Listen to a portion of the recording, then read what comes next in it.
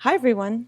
So we have been reading Brave New World by Aldous Huxley, and today we're going to be going over our WebQuest lesson on government, class systems, and the effects on identity. Yay, technology!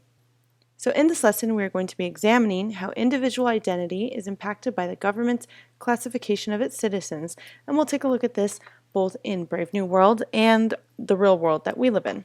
So to take a second to explain WebQuest, this is a site that acts as an interactive lesson, allowing me to gather many useful resources and place them in one location, which you can then access. This allows you to set your own pacing and then take your time to really delve deep into the material and engage in thoughtful discourse on the topics and themes that are presented. All the materials and directions that you will need are provided in the WebQuest so you can work independently, set your own pace, and really take time to engage in the material. I'm going to go over the format of the WebQuest lesson as well as the content so you can become familiar with the setup and immerse yourself into the lesson. So let's dive in. This first page here is the welcome page. This is kind of telling you that you're in the right place, government, class systems, and the effects on identity. It gives a brief description of the lesson, some keywords if you want to search it later, show your parents what you're learning, and then the author, which is me.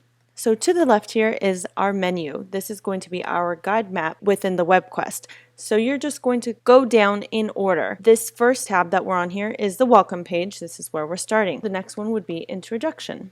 We're going to click there, and this will bring us to our introduction page.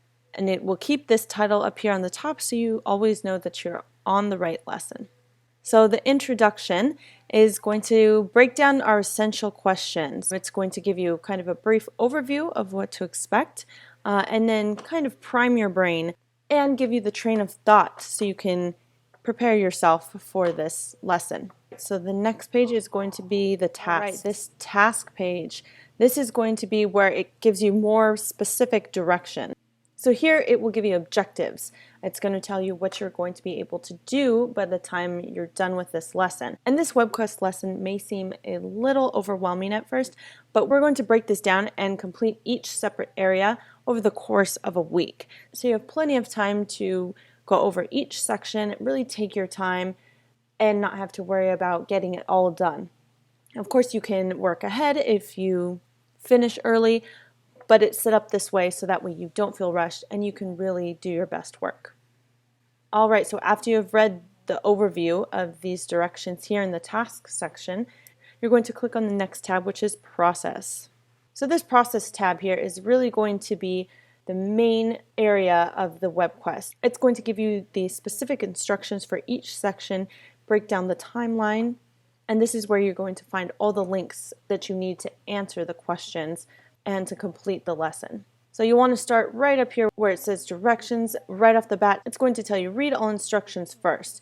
You want to read these directions with the asterisk here. It's going to tell you exactly what you need to do. So step 0.5 here, this is going to be what you want to watch first. This is going to prime your brain, get you ready, get you in the zone. For this first one, you're going to read the article or watch the video and respond with a quick write. This quick write is meant to prompt your thoughtful, spontaneous responses. So I would like to see your flowing thoughts coming out. You don't have to worry about grammar or punctuation or anything like that. I'm more interested in the content of your responses. So step 3 is going to be where you create something new using the knowledge and all the insights you have gained over the course of this WebQuest. This is going to cover day 5 and the weekend, so you will have plenty of time to really give your best work. So next tab is evaluation. On this tab, you're going to see the rubric that you'll want to follow. This would be helpful to look at during the process of completing each lesson. So that way you can make sure that you're meeting each of the requirements and therefore getting credit for the maximum amount of points here. So this conclusion page here is going to tie everything up nicely.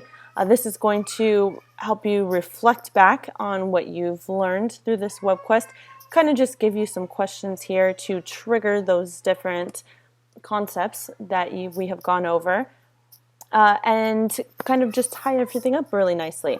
And then it'll give you some resources here that you can explore So get excited about this. This is something different using technology. It's self-paced, you're going to be self-motivated, so have some fun with this. It's something different and hopefully enjoy it. Thanks.